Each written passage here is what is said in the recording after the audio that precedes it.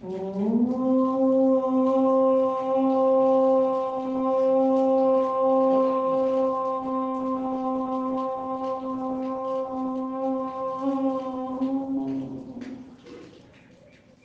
परमेश्वर की असीम अनुकंपा से आर्य समाज संतनगर में आज हम साप्ताहिक सत्संग कर रहे हैं रविवार का।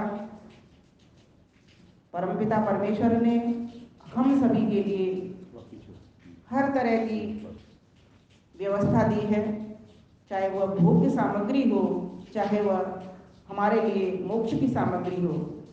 अर्थात वेद के माध्यम से उसने हमें यह भी बताया है कि किस प्रकार से तुमको मोक्ष को प्राप्त करना है, आनंद को प्राप्त करना है। वह परमपिता परमेश्वर ज्ञानवान तो है ही, साथ में वो धनवान भी है, बलवान भी है, जैसा कि हम सभी जानते हैं, अनंत सामर्थ्यवान भी है। जीव अल्पज्ञ है, एक देशीय है, बहुत कम उसका सामर्थ्य है। जो भी वो बड़ा काम करना चाहता है वह परमपिता परमेश्वर की सहायता से ही कर पाता है।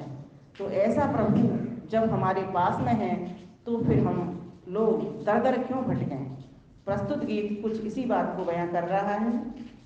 प्रभु शरण में आकर के क्यों और किधर जाएं। बोलिए, प्रभु शरण में आकर के क्यों और किधर जाएं। क्यों दीन भिखारी बन दर दर ठोकर खाएं। क्यों दीन भिखारी बन दर दर ठोकर खाएं। जब आप वो रक्षक हैं फिर जग से क्या डरना।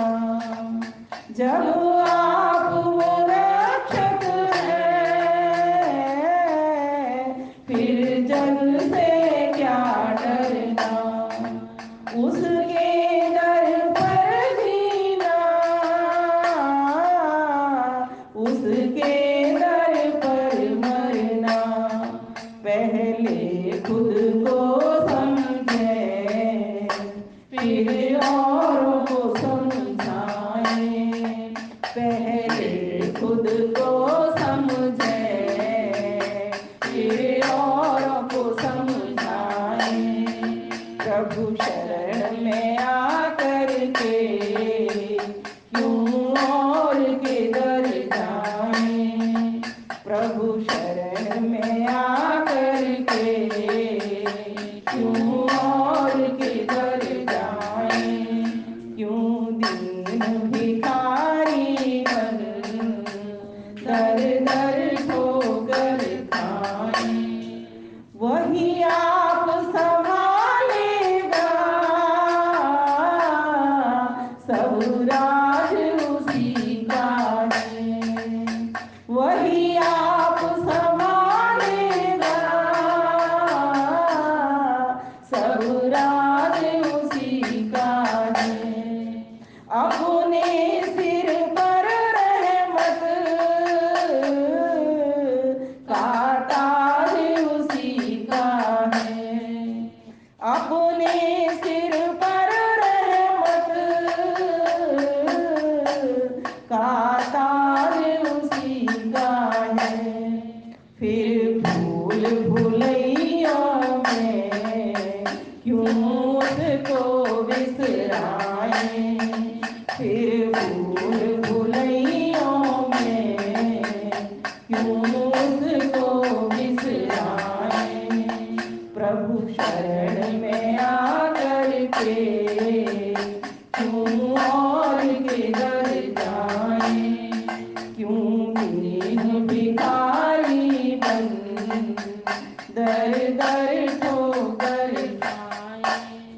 इस बार तू बन उसका वो सदा तुम्हारा है। वाह वाह। एक बार तू बन उसका वह सदा तुम्हारा है। अपने भक्तों का तो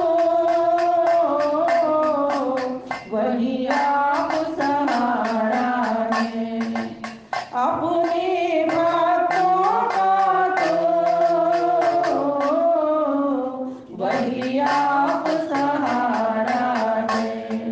फिर क्यों उसको अपने हम दिल से बिसराए, फिर क्यों उसको अपने हम दिल से बिसराए।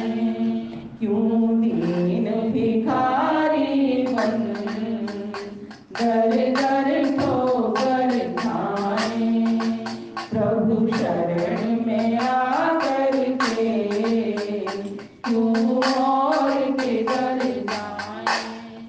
क्यों व्यर्थ समय अपना हर रोज गवाता है, क्यों व्यर्थ समय अपना हर रोज गवाता है। उस परम प्रभु प्यारे की शरण आता है, उस परम प्रभु प्यारे की शरण आता है।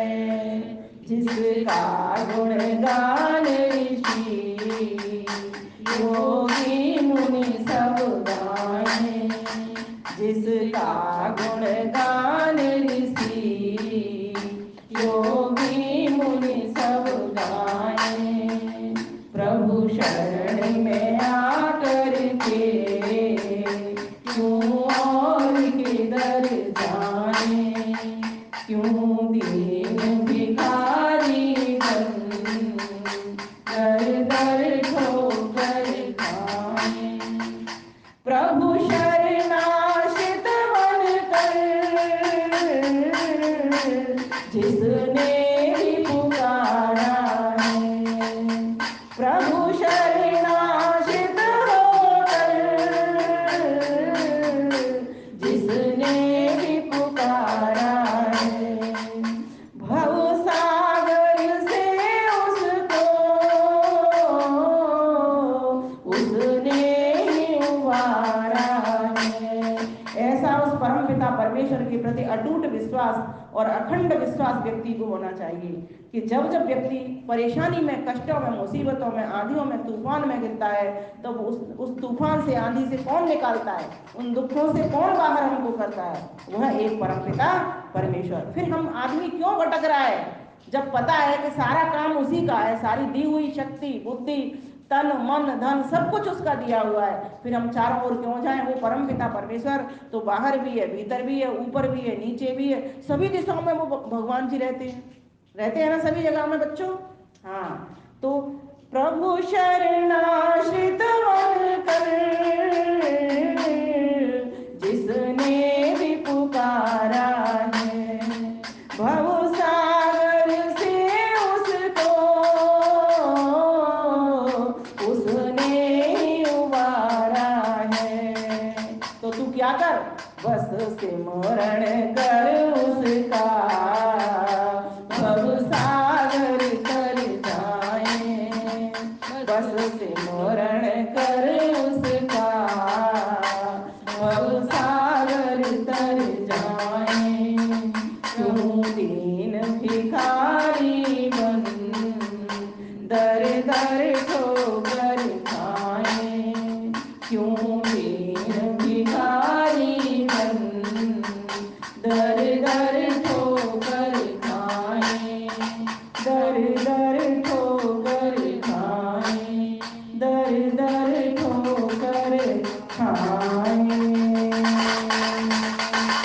प्यारे भाइयों बहनों, वो परमपिता परमेश्वर हम सभी की का इतना रक्षक है कि अगर हम वो नहीं चाहता वास्तव में तो हम ये काम नहीं कर सकते।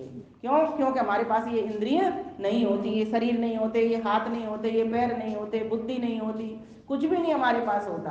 तो परमपिता परमेश्वर ने हमारे ऊपर बड़ी कृपा की है और वो हम सबके भीतर भी है, बाहर भी है, सब ओर से सबकी निगरानी कर रहा है, सबकी रक्षा कर रहा है, सबका पालन कर रहा है, सबको बना रहा है ना। और अंत में भी वो सबका संहार इसीलिए ही करता है कि जिससे नया चोला धारण करवा दे। ये जर्जर जब शरीर हो जाता है तो इसको अच्छे से दूसरे नए शरीर में वो डलवा दे।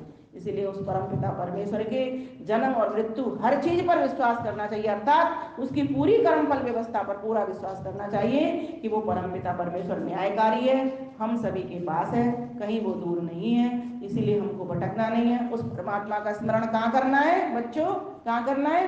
हृदय के भीतर। ईश्वर कहाँ रहते हैं? हृदय के भीतर। कैसे साक्षात होते हैं? आत्मा से, क्योंकि आत्मा में ज्ञान होता है ना, आत्मा के द्वारा परमात्मा से हम जुड़ते हैं। तो उस भगवान जी के आनंद को पाने के लिए हम अपने हृदय की ओर देखें, अपनी आत्मा में उसको प्रवेश कराएं, अर्थात वो तो है लेकिन अनुभूति में उसको हम लाने वाले बने।